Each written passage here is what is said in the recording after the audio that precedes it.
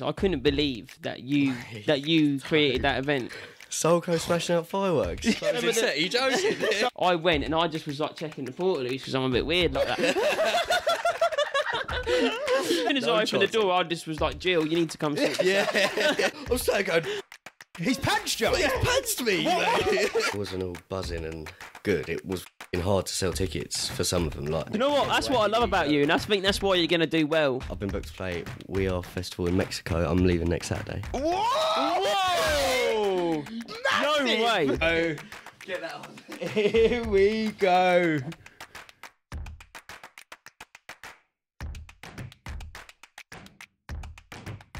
You can bring all the little Yeah. shit up, so it all sounds the same and quite equal. So if someone's listening in the headphones, it won't. Yeah. Just a little tip if you don't fall for Oh, it. nice. We're rolling. Hello and welcome to Fijian and the Ginge. I'm the Fijian, your host. I'm the co-host, Liam, and welcome. And it's episode 1. We've got a really special guest with us today. Some say he is the pride of Dunstable. I would probably back that. I would back that. He's the pride of 100%. Dunstable. If anyone was going to be classed as famous in Dunstable, it goes by the name of Jack Whitworth. Oh, is that right? DJ, entrepreneur, massive event, just done his own festival off the back of holding SKREAM. Here's the man. Here's Jackie Whitworth. How are you? Oh, thank you for having me. Thank you Is for it- coming Thanks on. for coming on, man. Thanks for coming on. You're the first guy, isn't it? Yeah, appreciate it. Do you know what? It's good to see you. I think it's actually weird. Like, It does feel weird. I don't feel like I would be the person to have on. Do you know what I mean? Really? It's a- What the fuck are you talking about, man? Get the fuck out of here. I'm buzzing to be on though. To be fair, Nah, it's good to with have you you, man. boys as well. Yeah, it That's should be a what I good mean. laugh. It'd be It'd be, It's like good, it'd isn't be it? like sitting in the Swan, just having, Yeah, having a you got couple. a beer there. Listen, Oh mate, it's not much the different. best of the Not best, much even though you different. can't see a label. But Other products are available. Coming off the back of your event, SKREAM, it was a big one. It looked yeah, big. it was alright, wasn't it? It was Yeah. huge. Yeah, buzzing. How- I still can't believe it. It was Really? like for SKREAM as well. It's always been a dream booking as well. Like, Yeah. Ever since I started selling literally no tickets to this point, we Yeah. literally rescheduled this show as well Oh, really? 3 times because of COVID. Oh, I remember actually. Do you 'Cause I remember remember we it got first pushed released back. it? Was it supposed to be in July or something? Because you was can't one that remember. was Oh, it was cancelled meant because to of be. COVID, wasn't it? I think it was 2 years ago, round about now. We first did it in DCC, and then obviously COVID hit. Yeah. We had to cancel it, and Yeah. then things started to unlock. Then it was a socially distanced bollocks. We thought we'd chuck a load of tables in, sell Yeah. tickets. We sold that out. How did that go? Like Yeah, COVID wise. Well, no, we didn't lose money. or What was anything that like? It was- Obviously, trying to sort of do a rave on tables. I mean, I can't really imagine I don't what that would think be I could like. go to Yeah, one. I don't think I I don't can think I now. could go It's to not. one like It's a I bit mean, weird. I've been to them, but we didn't actually go ahead with it because Yeah. it was meant to go ahead. So the week of, I went out. I think it was the Thursday before the Saturday. We were meant Right. to hold the event. Okay. So I went out with Chloe that night, and I Yeah. had Boris on his talk. Everyone's going, "Yeah, we're going to lock down again." All that shit. No, I didn't. We were at like, I think it was lock 5. I was Yeah. saying. Yeah. Eating our food. I had the phone on with a live stream, and when I was watching, I was going, "Fucking, please don't do it. Please don't do it." And then he said it. I was like, "Fuck!" So then we had to push it back. Luckily, the agencies and all that were all right with it. Yeah. Oh, good. And so yeah, we pushed it back about a year later, and it's literally just happened this Saturday. So it's been about a show 2 years in the making. Was that the one where you were saying to me before that you were going to finish working? You were going to go full time. Yeah, because you were gonna jack in work, weren't you, and do this full back time? to what that was like, Yeah. like around Yeah. COVID and that. Yeah. and Do you know what? around I your think- business. Take us back. I think before we locked down, it was getting quite good, and I was hoping it was going to go that way. But because of lockdown and stuff, I ended up actually becoming made redundant from my job anyway. Oh, really? Oh, I remember Jesus, you saying yeah. this. But I was on furlough for time and Yeah, ended yeah. up buying a car with all that shit. Rishi Sunak. Go on, Rishi. Yeah, so don't worry, it's not deep or anything Yeah, like that. yeah, Like, yeah. I had a good time. I was getting pissed like Yeah. in I think we the all blazing were, weather, like. But no, it was wicked. Like, yeah, no. So I was looking at starting to try and make it a kind of full-time job, or maybe going to part-time work and make that happen. But Yeah. then obviously lockdown hit, one thing fucking knocked the other, and then It's like domino effect, isn't it? yeah, and then come out of lockdown. Obviously, I had a new car, so I had no furlough money left. So When even furlough, you splash on a new car. Yeah. Fucking hell. thanks, That's it. That high roller. High roller. That is the lifestyle. You're fucking getting broke trying to look rich, Justin. It was spent on fucking alcohol and a new car pretty much. But Fair enough. but yeah, come out of lockdown with nothing, and then had to find a new job because I wanted to go out again. Do you know what I mean? So what are you doing on the side? I don't actually understand. What is that you're doing on the side of DJ? It's sales, pretty much. It's sales. I work in central London now. Selling what exactly? So, pretty much like sand and materials. Oh, for so you're selling building like sites. big loads of sand, Yeah, like so massive, big commercial building sites. It's the way I kind of explain it simply is like trading in the construction industry with materials. So we buy and sell shit. It's not very exciting. Do you know what I mean? Does any of the sales stuff in that job like come into with what you're doing with Sulko? Like, have you used any of the skills you've acquired by I it? suppose Like so, the marketing and stuff like that. I suppose so, because obviously at the same time I'm selling that, I'm selling tickets, but in my job I'm picking up the phone and calling people, trying to pitch sales, whereas with Sulko and events it's social media based and advertisement through like posters and all that shit, rather than and stuff like exactly. It's not like I'm picking up the phone to customers Yeah. saying, "Come to my event, it's going to be fucking sick," Yeah, and all yeah, that yeah, shit. yeah. Do you know what I mean? Yeah. So where did it all start though for you with music? Where did your passion for sort of dance music? Because it's quite a niche thing to do. I mean, And it's not like Dunstable's No, the biggest raving. Well, Yeah. especially let's circle back to 2017 when you first started Sulko. Yeah. Just a bit before, who got you into Who music? got you into like dance music and that sort of thing, techno? Well, dance, Was it George, your brother? Yeah, dance music was my brother. He got into it first because obviously he's older, so he got out onto the scene earlier. Yeah, He was shout out Orca. Yeah, shout out DJ Walker. Is that his name? Yeah. The whale Walker. Shout out Orca. You would love that. I think it's because when he was looking for a DJ name, he was a bit bubbly around the edges. Podgy. So, yeah. So all his mates used to call him DJ Whale or something. Some bollocks like that. So he called himself Walker. He's the one that got you into the music and stuff like that. Yeah, pretty much. So Is there any like specific artists like, that you used to like when you were listening when you were younger at all? Or? yeah, well, loads. Nothing like jumps out. SKREAM being. I remember you said Avicii was quite. Avicii, like early You days. loved it. I remember you telling me I was before. probably like 15, 16. And it was like, when festivals were happening, kind of that was more the bigger thing. Yeah, like yeah. commercially. So obviously I weren't going out, so I weren't really seeing the nitty gritty underground kind of stuff about the scene. So I was seeing more that Avicii and got into that. Yeah.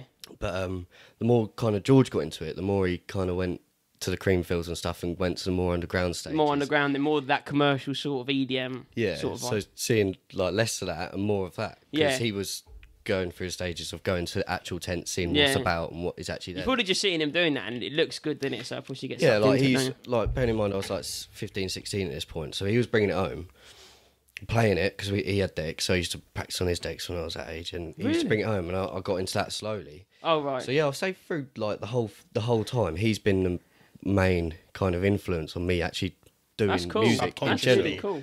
But saying that, my dad has always been into music. He was actually, not a lot of people know this, he was like a famous pop star in Japan when he was about my In age. Japan? Yeah. No way. What? Just what? slow down. No, Yeah, really?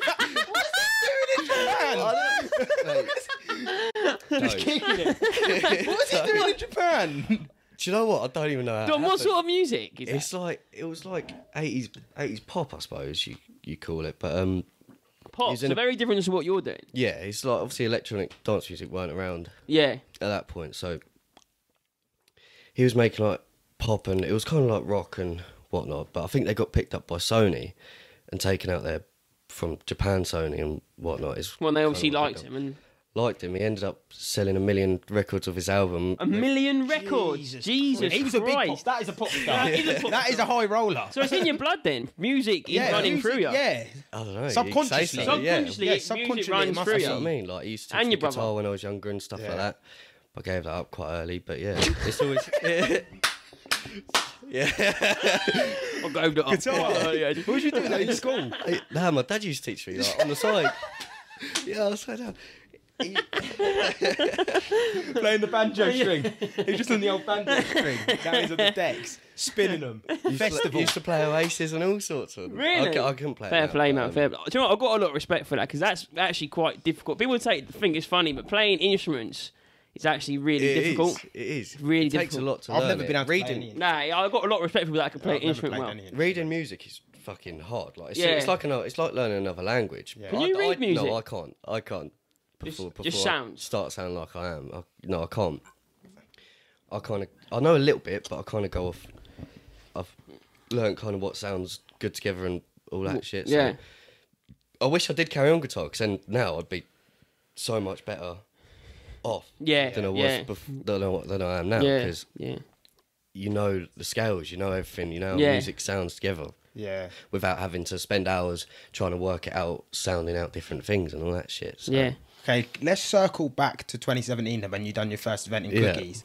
What was it? What was it like? What was going when you first started the company? What was going through your head? Like, what made you go, do you know what? I'm going to start it. How did you fund it? Do you know what? It weren't even Sulko didn't even start until a little bit like. Because it's called The Social. It was called. I mean, I'm going back. I mean, I've known Jack for quite a few years, so I'm going quite a way back. But I do remember it was called The Social a long time ago. Yeah, no. So off leaving school, like I was obviously well into music by then and trying to get into DJ and stuff like that. Yeah. And there was all these sixth form socials going around where people were selling like 400 tickets just to sixth form students in Bedford. Just to invite club. I remember. Do you know what? I remember going to them socials. God, they were carnage. Did you do one in Bedford? You done a social? Was that Was that when it was called social? It was called The Social. Yeah, I went to the Bedford. I did go to the Bedford one. Like a copyright thing? I mean, you explain it. You put in what happened. Why did it have to change from The Social? Sorry. What it was? So I started it. At the point, I didn't think of it as a selling point. I thought, like, I didn't really know what a selling point was at that point and all that shit. So, at the point I started it, it's like, these people obviously are attracted to a sixth form social, so I'll call it The Social and play only house music. Yeah. But obviously that comes with people who aren't actually into house music. So you get a lot of people coming up saying, can you play Beyonce? Can you do this? And we're going... Yeah. Going up to the DJ, put some Drizzy on. Get me some Drizzy on right now. Yeah. That sounds about right, actually. But it was a house event. It was a house event. They not realised it was a house event. So yeah, I did the first one in Bedford, and because it was called Social, we sold about 340, 50 tickets, which was like unbelievable. Yeah, I mean, how old was you at the time? Must have been fresh 18. I mean, that's quite a lot of people to an 18 tried to hold an event and to sort of getting 350, 400 people into an event. That's the thing about Dunstable though. Like even with us, people support it. They're they're on. Everyone knows everyone, and it gets around so quickly and so easily. Like they support it like massively. Like even with the thing we're doing, it's everyone's really well into it. Which we're great. Great reception. Thank you, everyone. Thank you. Yeah. Yes. but keep it coming as well. Don't stop there either. Yeah. But yeah, that's 350 tickets, man. That is mental. But that was off the back of it being a sixth form social. Yeah. So that's a good selling point, though. Really. Yeah. Like to get tickets out there. If they've just done a social and they've sold 300 tickets, you think it's great for you as well, isn't it, and your brand? Because even though it was called The Social, it's still Jack Whitworth. Yeah. Do you know what I mean? It was all right, but then I think I can't really remember what happened. We didn't go back to Bedford, the club, but went to Cookies. What club was that? Was that? It was called Vibe at the time. Yeah, I don't even think that is like ringing alarm bells. And they've got the stairs. They've got the stairs that go up. Yeah, I remember. That's not a different lifetime. Weird, Jesus, that is really weird. I think I know. But the thing is, you don't realise the time is just going so quick. And when you think back to that, I know that was probably 5 years ago now. Yeah. No, well, I'm 22 now, and I was fresh 18. So it's February after so I turned 18 in January, and it was February. So it's just over 4 years. Just over 4 years. Nearly 5 years. 5 years next year. But and then I took the social, took Dunstable Cookies, and that's where it halved in crowd. And I thought, like, if all these people are friends of me, it's kind of thing. Like, how did you sort of stay motivated? You know, when like you said, there's obviously now. I mean, it's flourishing. You get like the likes of SKREAM. But how did you stay motivated when you went to Cookies? Yeah. And you didn't pull the crowds and sell the tickets that you wanted to sell. You've gone from 350 down to half the size. What motivated you? Do you know? I mean, what made you think? Did you always think I'm going to make it, or was it? Do you know? Do you know what I mean? I still think that you need to think that if you're going to get any. Yeah. Do you know what I mean? 100%, man. No, it's just enjoy. I think it was just enjoying it, and I've always wanted to do it. And I thought even if some people are going to come, you may as well put them on. Yeah. Like at that young age, I wasn't really ever thinking it was going to get to 600 people with one of my favourite DJs in the world. Yeah, I mean, that's huge. Huge. Do you know what I mean? So it's like, it was just always hoping that I would get some with it, but it was more enjoying it and having a good crack. And so it was more your passion. Yeah, it was your passion. Yeah. Do you know what? If it makes money, it's a bonus. If not, then I'm still doing it anyway because I enjoy it. Yeah, exactly. And that's most of the time where I think success comes when you're just doing it purely for the passion of it, and you're not just trying to do it for financial reasons, and you're doing it for the right reasons.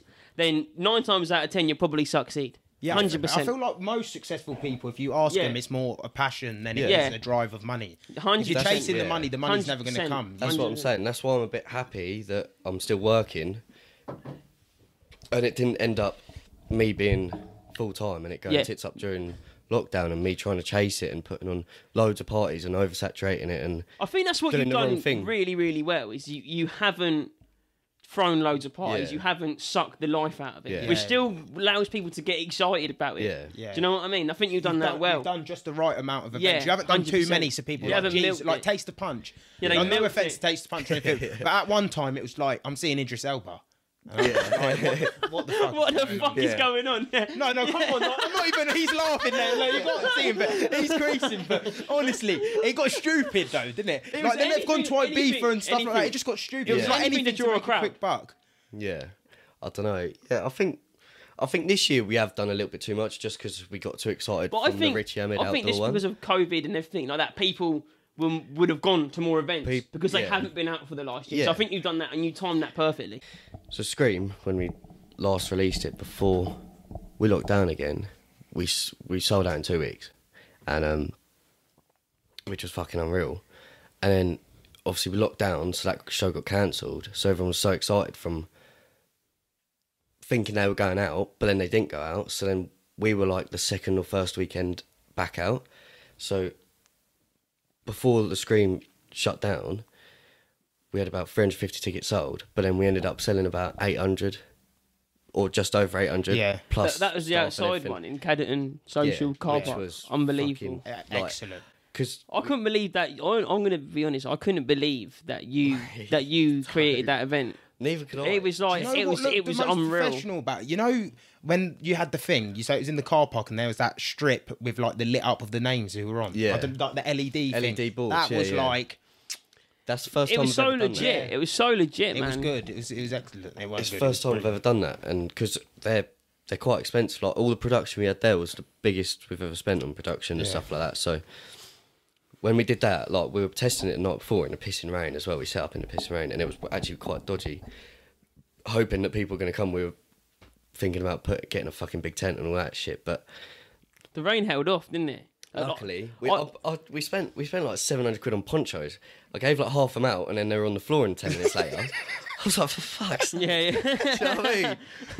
But, that's the thing as well. Who actually cleans up after all these like events? Do you have like a team, or is it? Depends. Like the first outdoor one, it was kind of a bit of us and a bit of the venue.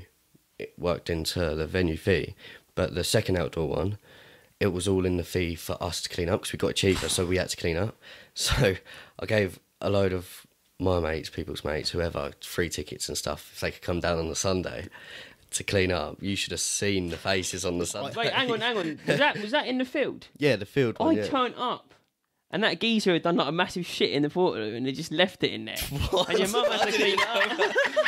Oh, yeah, and your mum had to clean it. Did she? Yeah. One minute. Someone who come to clean up left a shit in the portal, or someone the day before left a shit in the portal. It must have been someone at the event. I turned up because obviously, like he was saying just then, he'd given a few. Obviously, we're friends like outside of all this.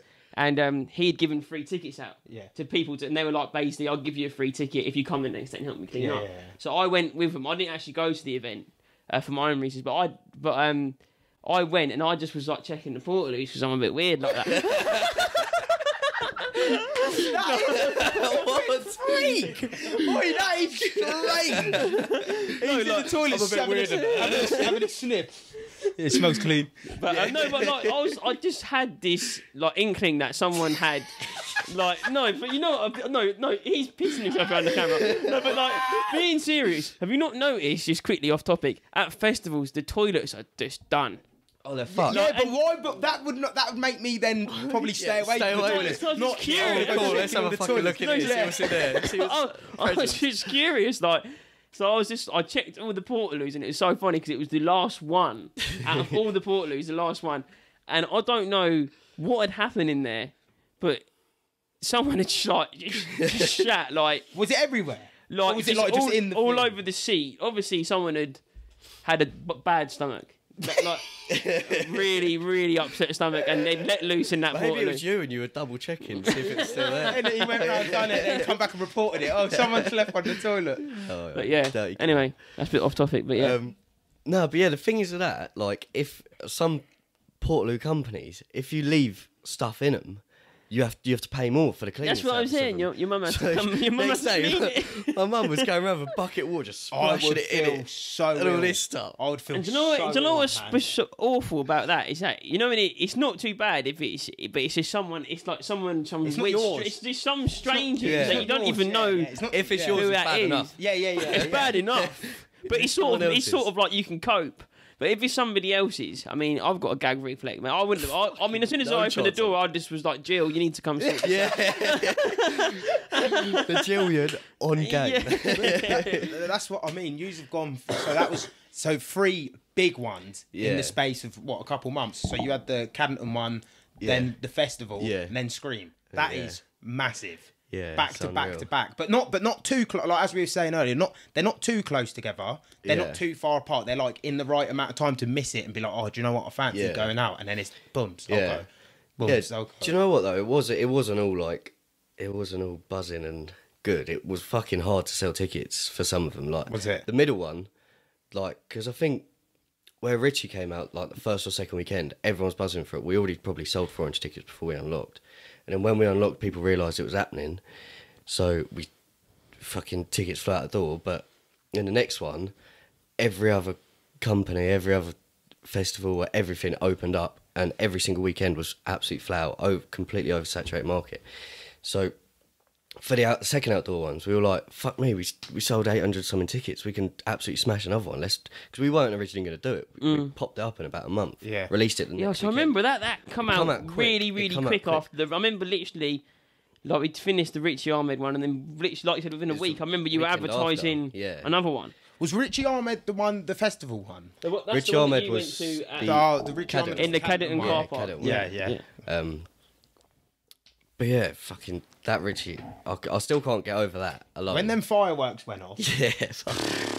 Sulko smashing out fireworks. Are you joking?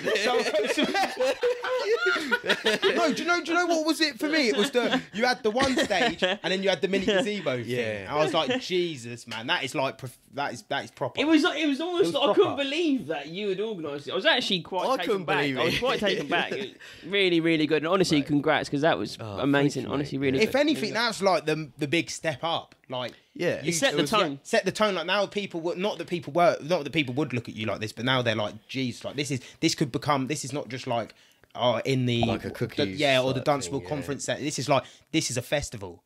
Yeah. This could be a festival. Does it put more pressure on you now to sort of? Oh, there he is. Here you go. Does it put more pressure on you now, though? Now you've done an event like that, and now you've got that sort of expectation to throw a big party with like you said, with all of that, all of them graphics behind the decks of fireworks. Does that put a lot of pressure on? Yeah, it's fucking nuts. Like after the first one, we thought we were going to fly through every event we ever did. Do you know what I mean? But then every other La Fiestas and all that started popping up local, like in Hearts and all that. So we really struggled to sell tickets to the after one, and we were like, what the fuck is going on? Like, we did 800 tickets easily, and then it was like a week before the event we only did 300 or something. We were like, fuck, we're in the shit here. And then luckily we ended up probably knocking on 500, 600. What, on the door? Or the day before? I mean, your last week's always your best week, so I think we did a couple hundred on that week, and then a load on the door as well, or whatever that works out to be. But yeah, we were shitting it. We were like, yeah, we've got way too hasty, and it kind of put us back in our place for SKREAM. And luckily, we kind of because we agreed a rate for SKREAM on the social distance basis, there's going to be less people. We got him quite a cheap rate, and he wasn't playing out at the time and all that shit. So his agency's kind of carried it over. I think, like waving it just as like being sound about it kind of thing. Yeah. So we didn't actually end up forking out all the shit that we were planning to, but still, like, it kind of worked out all right in the end with the way they all matched up. Do you know what I mean? Mm-hmm. But yeah, like we decided to leave it there because we did think we oversaturated it a little bit because we did start to struggle selling tickets. Blah blah blah. Next thing we were going to do either a New Year's Eve or a New Year's Day party at DCC again. But we were like, fuck it, there's too much competition. Yeah. We've ended it on such a especially big on New Year's party. Eve. It's Yeah. like, let's just leave it. We'll go hit it. We'll rethink and reimagine and blah blah blah. This is kind of like a fan question. Because someone was it's a fan question. Because I was at football the other day and someone was like, I was at SKREAM the other day, Sulko, like, how did Jack Whitworth manage to bag SKREAM? And I was like, do you know what it is? I'm seeing him Friday, I'll ask him for you. Tune in December the 8th, I'll ask him for you. So like, how did you have personal relationships with him? Like, how did you manage to...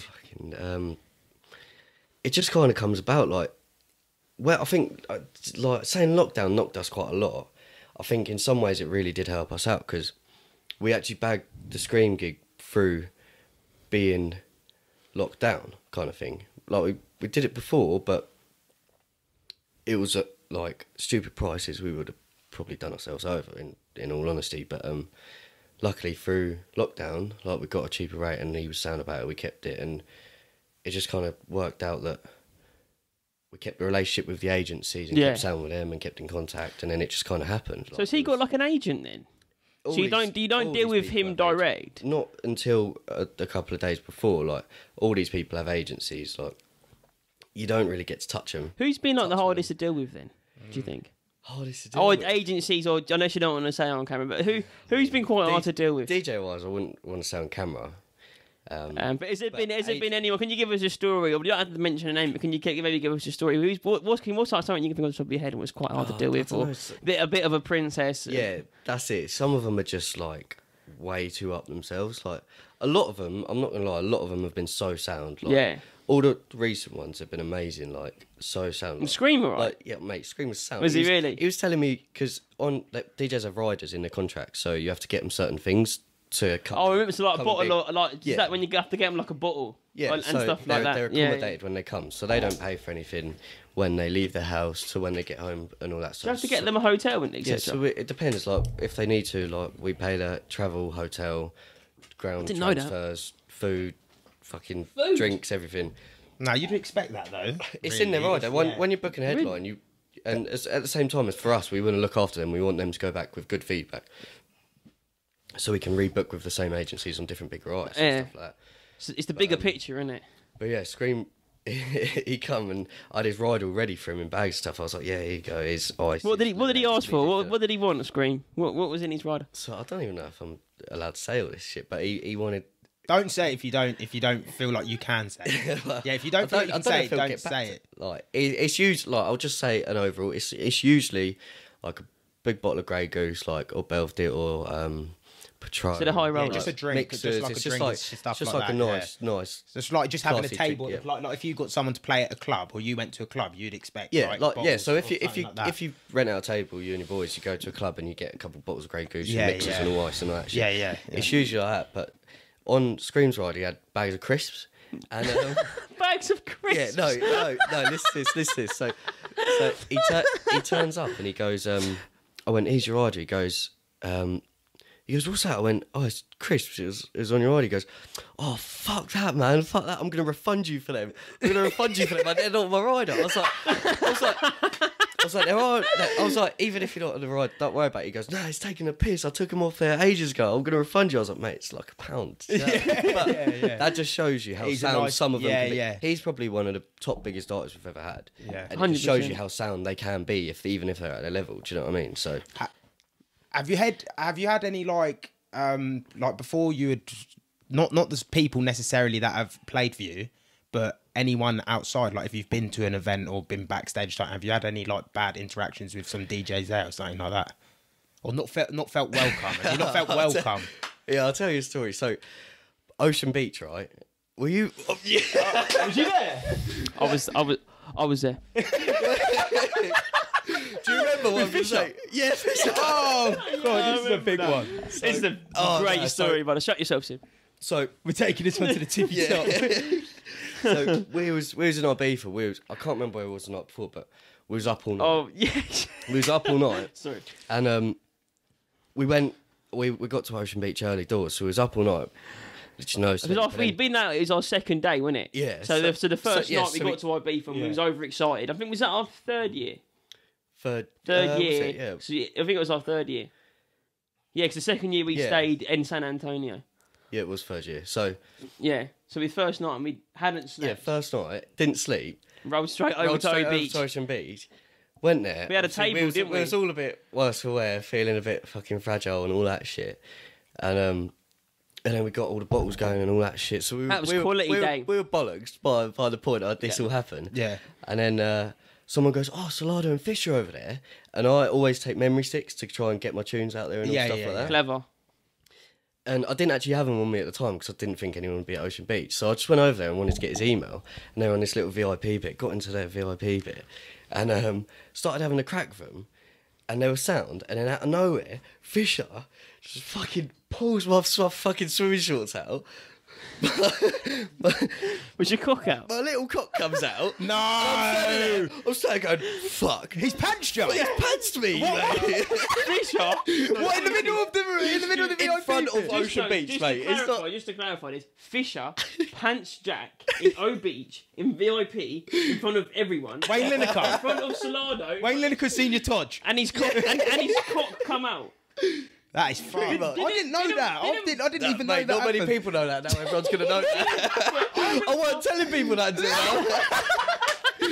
But I remember, didn't Paolo, someone else who was out there with, he got one of them in a headlock or something. I can't really remember what happened, but yeah, I think Paolo was there with me. He came with me, and then because he did that, I was there trying to oh shit, pulling up my panties.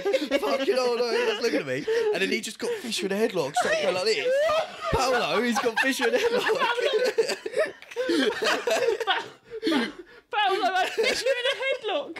That is unbelievable. Mate, it was fucking. Did he get kicked out or anything?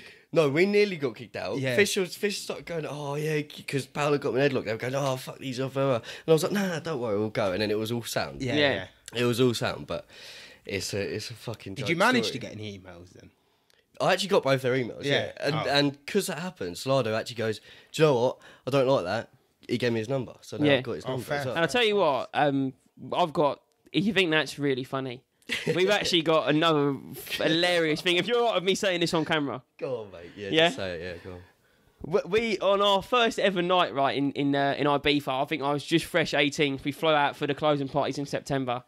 And it's our first ever night ever in Ibiza. And we went to DC10. Was it Sulko Loco? No, Paradise at Paradise. DC10, yeah. That's it. Paradise at DC10. First ever night in Ibiza. And obviously we'd spent the night in there. And we've rolled out about, God, what time was it? 4 or 5 o'clock in the morning? I think a bit later than that. Bit later than that. And we've come out, and I don't know if you guys have been to DC10, but when you come out, you queue for a taxi out the front. There's like a massive queue of people. We didn't know that. And we didn't understand that. We were obviously quite green. You know, we were quite green. We hadn't been there before. It was a new thing for us. So we've rolled out of there, and you know we've probably been having too much fun in DC10.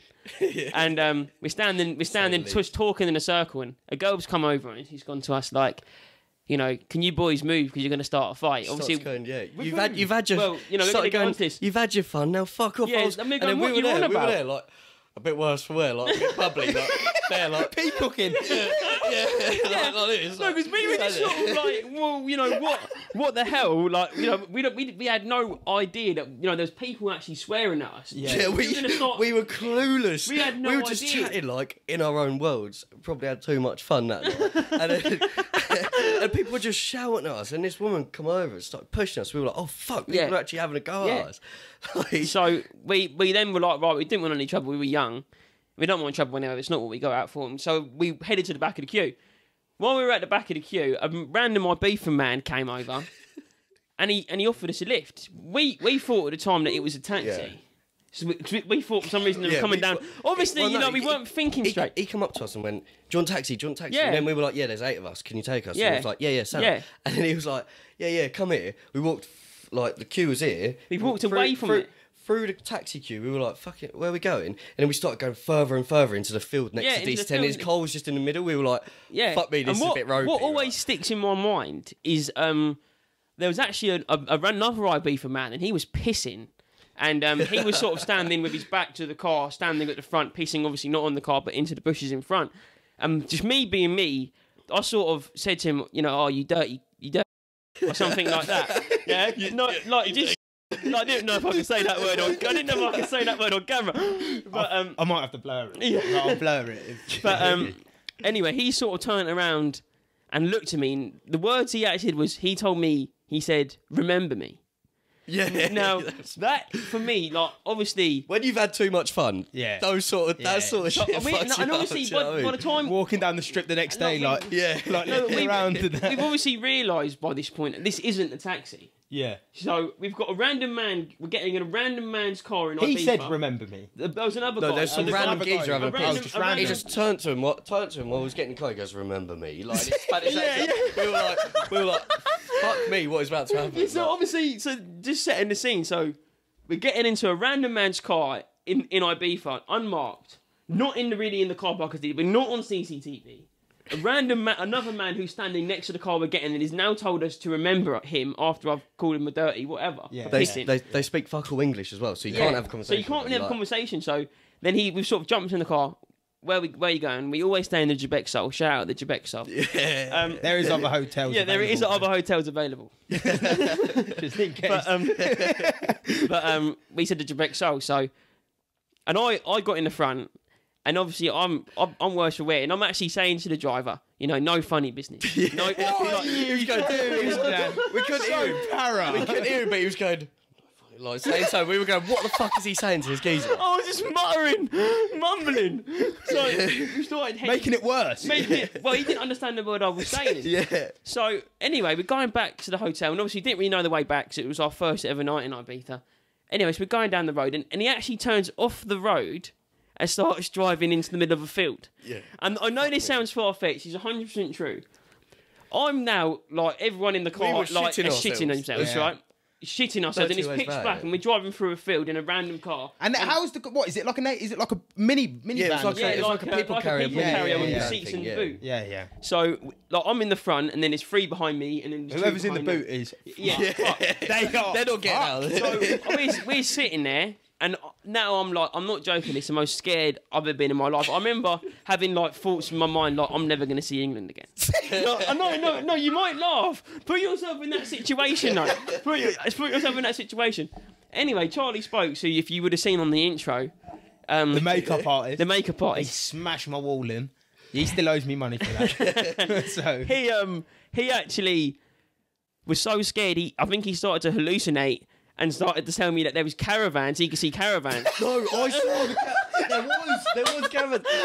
There was caravans, mate. we were driving through a caravan site. No, but like anyway, so I've now heard this news. I'm in the front, so I've gone for like I'm thinking, right, I'm gonna roll out the side of this moving car. Yeah. He nearly fucking did it all. So I've opened the door, and I'm trying to do like what you do in GTA when you're jumping out the side of a car.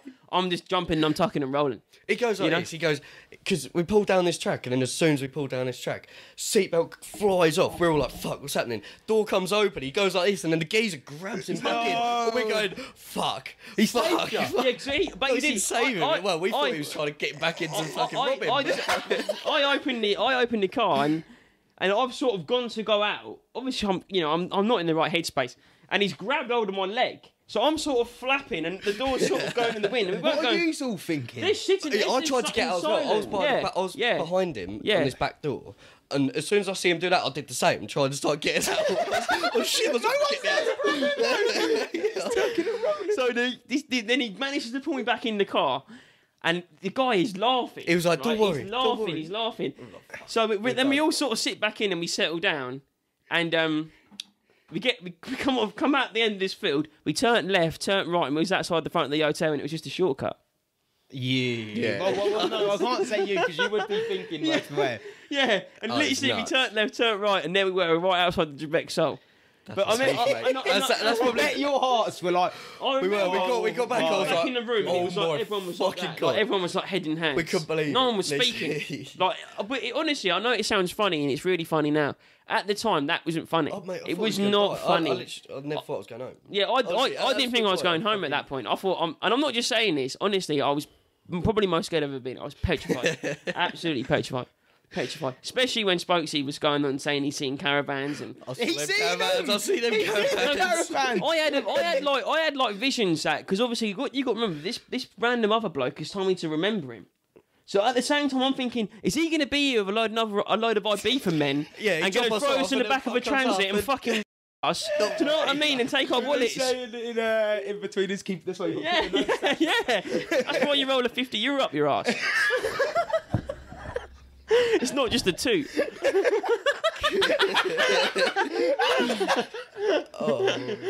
What's next though for you guys? And what's next for Sulko? What's next for Jack? What are you looking to try and achieve next year? Obviously, we're coming to the end of this year now. What's next coming up in the next year for Sulko? Well, next year I think without giving too much away. Yeah, well that's the thing. Next year I think we'll probably do another couple of DCCs early doors. Try and go bigger on artists, bigger on production, if possible. And then I think there's talks of a Sulko festival midsummer next year. So you heard it here first, guys. Fijian and the Ginge Sulko Festival. Live podcast. Yeah. We're taking the bedroom pod to the festival. Like, fucking, let's do that, actually. You can interview the fucking artists. Yeah, we could. I'll tell you what, if you could put us up like that, we'd be actually really grateful. Yeah, mate, hey, it's definitely that would be brilliant. We take the set. We can interview. Bring the sofas. We'll put you in a field. Fucking imagine, why not? Do you know what I mean? Imagine. That'd be brilliant. Yeah, that'd be quality. But no, yeah. So hopefully Sulko Festival. We did have bigger plans, but I think this year we did get too hasty, and then we've kind of put ourselves back in our place and realised it is a slow process. And you got to remember, you've kind of the pandemic pretty much threw you off. Like you said, you were going to stop working. Now you're working again. So now you've got back on the track. There's no point in just like all out. Yeah, let's do another one. Let's do another one. Let's do another one. Because you need to keep like a healthy balance with it. We've kind of learnt this year. I don't think we'll do them as frequently, but like the Sulko Festival will be like a big thing during summer. We'll probably only do that. Is that a summer thing? In summer, yeah. We'll only do that in summer because we don't want to oversaturate. We want it to be a special thing to remember of Sulko in summer. But then we'll do like early year parties and then winter parties and kind of maybe like another outdoor one if there's enough like open weekends or something like that. But we'll kind of see how we go. But there's also been talks of abroad things as well, but I'm not going to say too much on that because it's not. You heard it here first, guys. Abroad things from Sulko. We'll leave the carrot dangling. That'd be the thumbnail. Sulko abroad. Yeah, it's nowhere near. It's only been an idea, and we've got kind of. I mean, to get people to sort of, no disrespect, but to get people to sort of then fly out. That's a holiday. I mean, you're taking people on holiday. You've got to. I feel like to do something like that. I mean, you've got to really have the pull on the people to get them to fly out. Not that I'm saying that's out of your reach. I think people would, I'm not being disrespectful. I'm just being logical. Being logical. Yeah. I think we've got a few ideas. Me and a few other people in the industry, we're hoping to team up with some other people. I'm not going to say names, just in case. Yeah, but, that's fine. We've got a few ideas that isn't actually happening in other countries right now, which we could catch the gap in the market and hopefully push. And then when we come back, it'll be like a big thing over there, so people will recognise us more over here. Then we can hopefully do a few things, kind of central London. I hope we never know. Do you know what I mean? This is all. We're going to Japan. Yeah, we're going to Japan. We're taking it. My dad. We're taking it. Sulko in Japan. He's going back to his roots. Yeah. No, that would be wicked, man. Anything abroad would be good. That's all very, very early stages. I don't want anyone to think we're actually doing that yet. But that's the thing. Is this when? But the thing is, dream big. When's this coming out as well? 8th of December. 8th of December. Sound. I've been booked to play We Are Festival in Mexico. I'm leaving next Saturday. Whoa! No way! Hang on. You can't just drop that. Yeah, you can't just drop that. I'll drop this pod next week. This pod's coming out tomorrow. Talk us through that. How did that happen? That's massive, Jacko. Congratulations. Yeah, congratulations, man. Oh, thank you, mate. So Charlie Casita, like I've grown a very good relationship. He's one of my good mates now. And how did you meet him? Obviously, it was through a mate of mine called Richards. He got me on a early doors kind of sub stage at We Are Festival. It's like one of the little ones where you sell tickets and blah blah blah. Yeah. And then through there I got in with Charlie Casita, and then I've just kind of played their parties ever since and grown a good relationship. And Charlie actually now works at We Are Festival, so it's all tied in together. Wow. And now he's taking us all out to fucking Mexico. And have you got a rider? He sorts us out. I don't. Wait, what's in your rider? I don't actually have a rider. I don't tell him what I want. He does ask me. To be fair, when I play for him, he goes, "What's your rider? What's your rider?" I go, "Charlie, I'm just happy to play." Do you know what? That's what I love about you, and I think that's why you're gonna do well. Yeah. Because you're humble and you're not taking the piss. You're actually just doing it because you love the music and you just appreciate the opportunity. And I think you're doing it for the right reasons. And I think that's why you're gonna do well. Yeah. 100%. Hopefully, we'll see. I didn't know we're playing in Mexico. Where in Mexico? Like Cancun or something like that? Yeah. What is it? Oh, that is unreal. What is it? Like spring break or something like that? Like so they sold it out like mid-lockdown when we were unlocking. I think they might have pushed it back, but they sold it out. And now it's just happening this week. I got told like 3 weeks ago. He was like, "Look, how did you get that off work?" We're going back out." Oh, that's it. So I've recently joined this job in London, and I've taken all my holidays to set up Sulkos and stuff like that. Yeah. I'm already taking Christmas unpaid, and for this I went to my boss. I was like, basically I've been asked to play in Mexico for We Are Festival. He was like, "Right, I can't let you miss that, blah blah blah."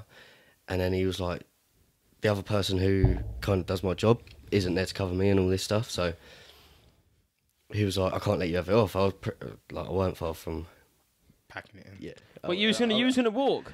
Well, I don't want to say that in case because but it would be something in the back of your mind. Do you know what I mean? Like, it at would the time, be. You're a human being. Come on. And that's his passion. That's his love. That's what everything he does is for this reason. So no matter what he said, I was always going to go. And I think he's a bit of a rave himself, my boss. So he's sound like he understood from the get go. So I think it was always going to be sound. But now I'm working late evenings and trying to make up time helping out other people, and so pretty much I'm taking it unpaid, but I'm doing a bit more. Pretty much that's all it is. But she's like a balance. I was never going to miss it. I was never going to miss it. Do you know what I mean? So it's a huge opportunity for you. I mean, how that must be. You're so and it's a different audience. Like it's not. They're not in England. Like that's gonna be. That's gonna be. Yes, that is gonna be huge. That's huge. I don't actually know anyone that's going. That's the thing. Like I think We Are Festival actually have like a quite Essex crowd. Obviously, I don't know a lot of people from Essex, so I don't know if they're actually going. But there will be English out there, surely flying out for sure. Well, I think we love it, don't we? Their crowd is English, so they must have sold out originally on their tickets from English people. But I don't know what's happened in the meantime because I haven't heard of anyone actually going. I don't know how big of a festival it is out there, but I think it is pretty fucking big. So it's I think there might be quite a lot of Mexican people or fucking but I think that's a good thing. I think having people outside of English and stuff like that is going to be good. It's only going to grow your brand at the end of the day, innit? Mate, I'm going to be repping fucking the Soul. Yeah, that's what I mean. Sulko Mark. And you're telling me that don't look a bit Mexicano? That looks I'm seeing a bit Hispanic in that. It does. He's gone rogue. I've gone rogue. Fuck it all.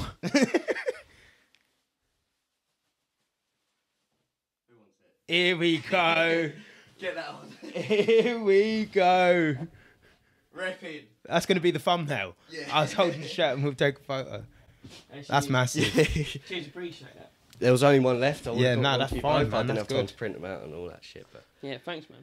That's another thing you should have told us before, because that like a few of the other people coming on, like I've got a few of their t-shirts. So that's what I want to do. I want to try and wear as many people the person coming on is. Hang on, are you going to sort me out some t-shirts? Yeah. Pull it out, caravan boy.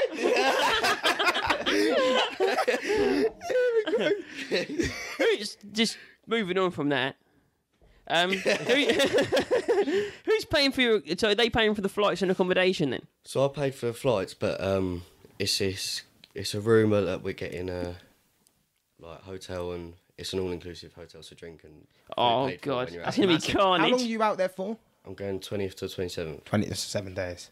That's massive. Yeah. Oh mate, I fucking can't wait. I'm so jealous, man. I'm so jealous. Even if I end up playing like something like small or whatever, I'm out in Mexico. a festival in Mexico with some of the biggest artists in the world.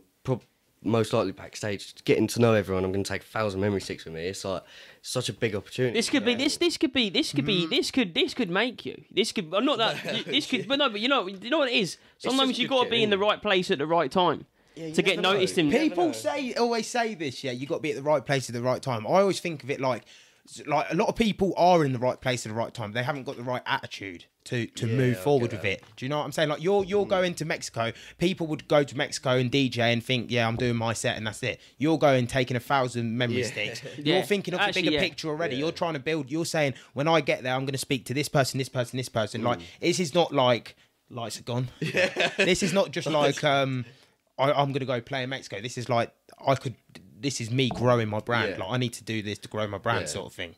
So yeah, definitely. Like you have to if you want to get anywhere, because it's such a competitive market now. Like everyone it has blown, innit? Everyone is a DJ. Like, do you know what I mean? Everyone DJs. Everyone, I think, just especially over the last 5-10 years, it seems like that sort of dance music has just come through. It's what it is now, and like everyone, if you look at all like the younger people now, like everyone is just all they wanted to do is go to like raves. Whereas I remember when we was that age, we never really thought of like going. It was more going to Yates. Yeah. Do you know what I mean? I was in Yates on the pole, looking over at the crowd. Do you know what I mean? Like, but that it's become almost like fashionable. Yeah, it has. And do you know? And it's almost like it's sort of cool. It's looked as cool to go to raves, and it's fashionable. And there's a way you dress. People seem to dress a certain way. Yeah, you do. And girls and stuff dress different when you go to a rave or a festival. Yeah, you do. And it's become like a fashion thing. And I've actually noticed the change and how that's happened. Like since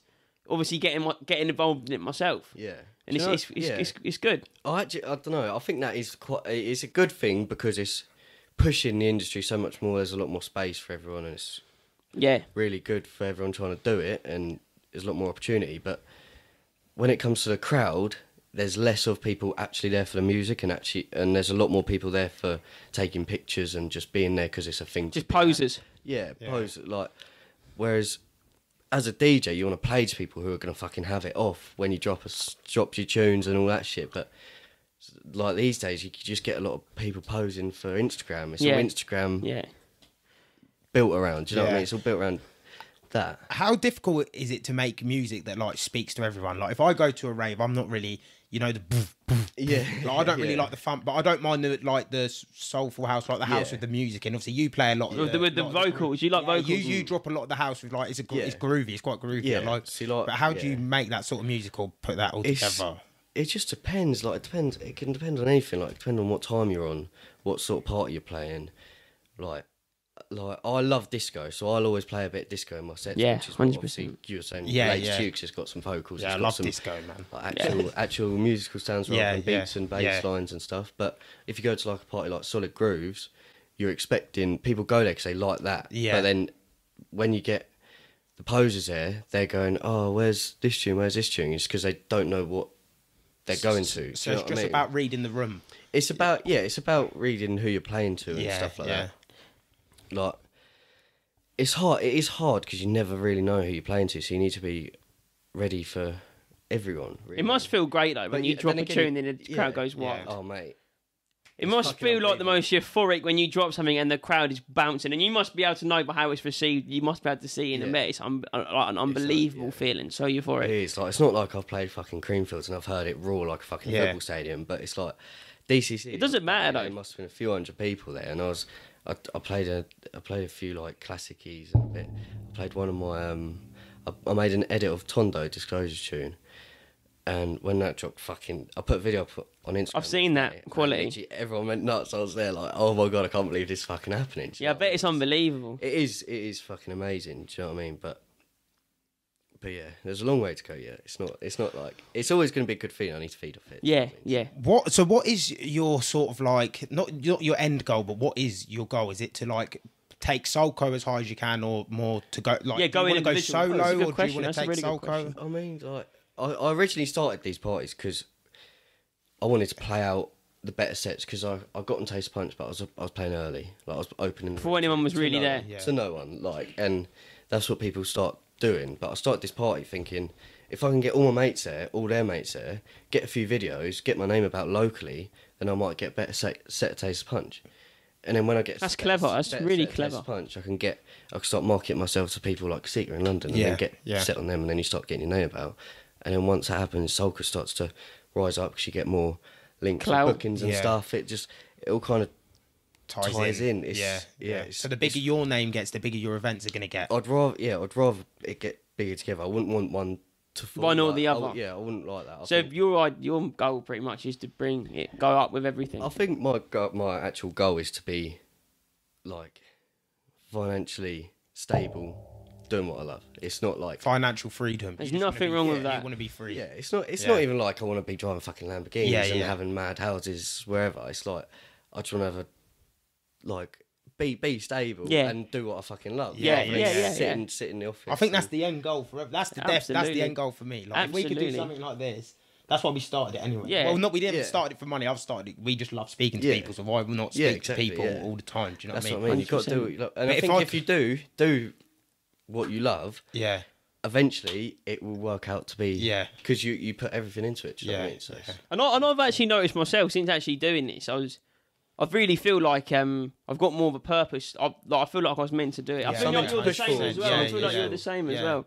Yeah. And where in the back of your mind is that it must be like this for you. Like you can't. It feels like we can't fail. Yeah. Like, it feels like nothing will. Like things are obviously going to go wrong. You're going to have hiccups. But it just feels like ultimately. Nothing's ever going to go wrong, like it can't fail, sort of thing. I think if you put enough into something, you'll always get something out of it. Yeah, that's it. 100%. Yeah. What's for you, Jack? What is, do you think, so far? What is the pinnacle for you? And what's a moment? And this is going to be a question we ask all. Like this is going to be our question. Like your most euphoric moment where you've stood there and you're like, oh my! Like you've kind of peaked, not peaked, but you've like in your mind at that. Like I'll give you an example. Yeah, this is not my. I'm going to make this clear. As well. This is not my most euphoric moment, but this is just a memory that sticks in my head. When I was like 16, I was in Yates. It was like bouncing. I'm on the pole. I'm looking over. The lights are going. I'm like, oh my god! Like this is like the best thing I've ever been. Best to. feeling. You feel great. But it's not my most euphoric moment. But that is like kind of like just putting it in perspective for you. Yeah. I don't know. I think obviously this SKREAM one was probably the best gig we've ever done. We had all the CO2 and the confetti. I played one of my recent tunes I've made unreleased. Played it opening and the confetti went off. It fucking blew up pretty much the place. That was fucking unbelievable. But I think the biggest thing for me was first time Casita asked me to play in E1. I was closing 5 till 6, but for me it was like I've never played in London at a proper venue. Yeah. So I played there and it was still busy. Was it bouncing? It was bouncing, and I never played in a proper venue. So to go to tell people I was playing in E1 London, it was like fucking nuts anyway. And then when I was playing 5 till 6, so you need to keep people energised and all that stuff. So I was playing a bit disco, which is what I fucking love.